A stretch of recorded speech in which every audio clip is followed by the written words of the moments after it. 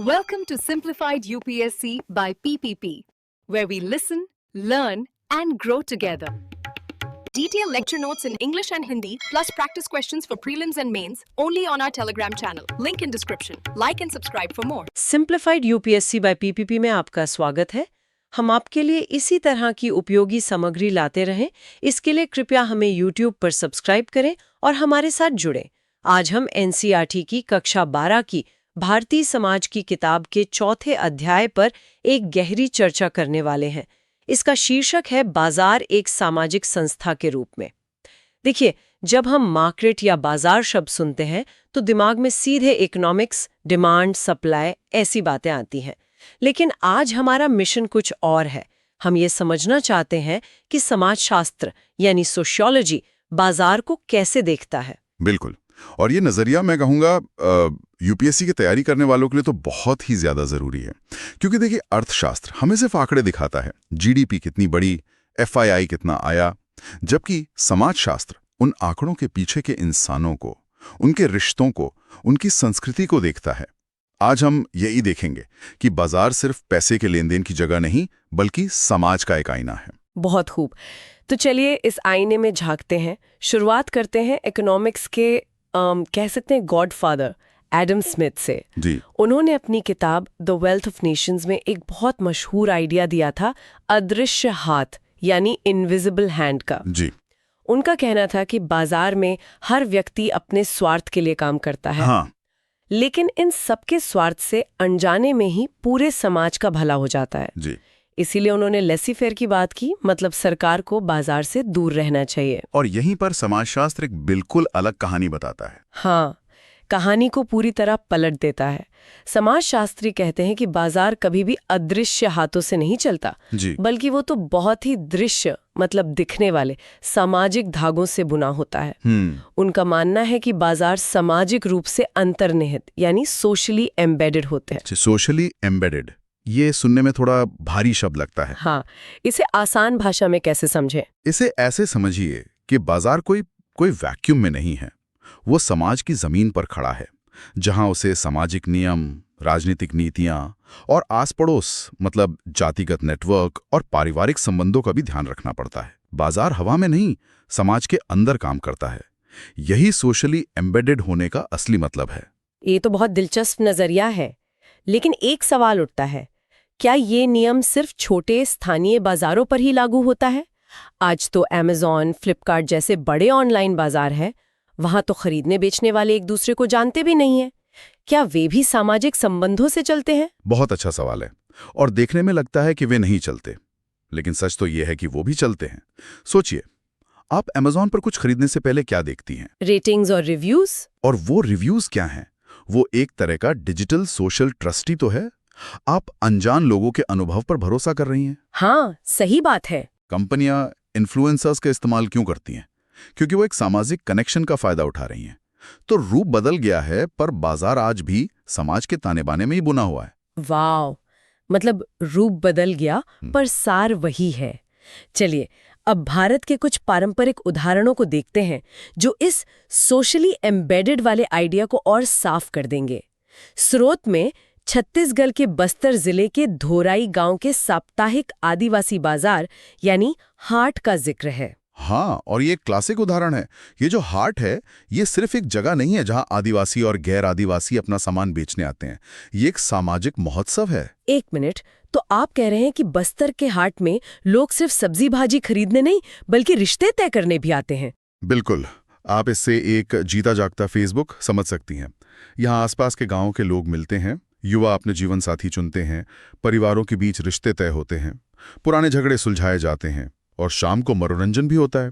ये बाजार स्थानीय अर्थव्यवस्था की रीढ़ तो है ही, साथ ही ये उस पूरे इलाके के सामाजिक जीवन का केंद्र भी है। लेकिन इस तस्वीर का एक दूसरा पहलू भी तो होगा। क्या यहाँ शक्ति के समीकरण काम नहीं करते? जरूर करते हैं। स्रोत बताते हैं कि कैसे बाहरी व्यापारी और साहूकार अक्सर इन हाटों में आते हैं और आदिवासियों का शोषण करते हैं। उन्हें बाजार के सही दाम नहीं पता होते, वे वजन तौलने के तरीकों से अनजान होते हैं और अक्सर कर्ज के जाल में फंस जाते हैं। तो बाजार सिर्फ मिलन का ही नहीं, बल्कि शोषण और असमानता का भी केंद्र बन सकता है। और यूपीएससी के नजरिए से देखें तो ये जीएस पेपर 1 में भारतीय समाज की विविधता और जीएस पेपर 2 में कमजोर वर्गों के मुद्दे दोनों के लिए एक बेहतरीन केस स्टडी है। टार समुदाय, जी, इनका व्यापार करने का तरीका ही पूरी तरह से जाति और रिश्तेदारी पर आधारित था। जी हाँ। नकरट्टार, जिन्हें चेट्टियार भी कहा जाता है, ये पारंपरिक रूप से व्यापारी और साहूकार रहे हैं। जी, उनका पूरा बैंकिंग सिस्टम किसी मॉडर्न बैंक जैसा नहीं था। उनकी सारी व्यापारिक गतिविधियां जाति और रिश्तेदारी के नेटवर्क्स के जरिए चलती थी। कमाल है। तो क्या इसका मतलब ये है कि उनका पूरा बैंकिंग सिस्टम सिर्फ भरोसे पर चलता था, बिना किसी कानूनी दस्तावेज के? काफी हद तक हाँ। उनका आधार था सामाजिक पूंजी, यानी सोशल कैपिटल। पैसा एक शहर से दूसरे शहर हुंडी के जरिए भेजा जाता था, जो एक तरह का भरोसे का पत्र होता था। कर्ज अक्सर पारिवारिक संबंधों और सामुदायिक प्रतिष्ठा के आधार पर दिए जाते थे। अगर कोई धोखा देता तो उसे कानूनी सजा से ज्यादा सामाजिक बहिष्कार का डर होता था। समुदाय उसे अपने नेटवर्क से बाहर कर देता था और उसके बाद उसके लिए व्यापार करना नामुमकिन हो जाता था। ये दिखाता है कि कैसे एक समुदाय ने अपने सामाजिक नियमों को ही अपना आर्थिक कानून बना लिया था। नाकरट्टार का उदाहरण दिखाता है कि कैसे बाजार समुदाय के नियमों के अंदर काम कर सकता है। लेकिन क्या होता है जब बाजार खुद इतना ताकतवर हो जाए कि वो समाज के हर रिश्ते को अपने नियमों में ढालने लगे? बेहतरीन सवाल। और यहीं पर कार्ल मार्क्स की सोच काम आती है। मार्क्स ने पूंजीवाद को सिर्फ एक आर्थिक व्यवस्था नहीं, बल्कि एक सामाजिक व्यवस्था के रूप में देखा। एक ऐसी व्यवस्था जिसमें हर चीज एक पण्य यानी बिकाऊ वस्तु या कमोडिटी बन जाती है। और यहीं से पण्यीकरण यानी कमोडिफिकेशन का विचार आता है। ये वो प्रक्रिया है जिससे ऐसी चीजें भी बाजार में बिकने लगती हैं जिनका पहले कोई मोल नहीं लगाया जाता था, जैसे किसी इंसान का श्रम। बिल्कुल। पहले लोग एक दूसरे की मदद करते थे, अब आप अर्बन कंपनी से प्लम्बर हायर करते हैं। पहले दोस्त आपकी परेशानी सुनते थे, अब तो ऐसी सर्विसेज हैं जो सुनने के पैसे लेती हैं। यहां तक कि हमारा पर्सनल डेटा भी एक पण्य बन चुका है, जिसे कंपनियां खरीदती बेचती हैं। यही है पण्यीकरण, जहां मानवीय रिश्ते और भावनाएं भी खरीदी बेची जा सकती हैं। और जैसे जैसे पण्यीकरण बढ़ता है, उपभोग यानी कंजम्पशन का महत्व भी बढ़ जाता है। आज हम क्या उपभोग करते हैं, कौन से ब्रांड के कपड़े पहनते हैं, कैसा फोन इस्तेमाल करते हैं, ये सिर्फ हमारी जरूरत नहीं बल्कि हमारा स्टेटस सिंबल बन गया है। हाँ, और हम सब इसमें शामिल हैं। कोई नया फोन सिर्फ इसलिए खरीद लेता है क्योंकि उसमें 3 कैमरे हैं, भले ही तस्वीरें वो सिर्फ अपने खाने की ही खींचता हो।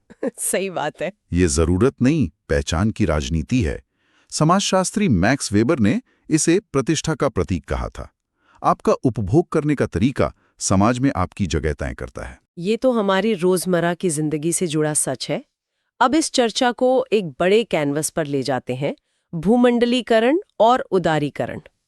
1980 के दशक के अंत और 90 के दशक की शुरुआत में भारत ने अपनी अर्थव्यवस्था को दुनिया के लिए खोल दिया। इसका क्या असर हुआ?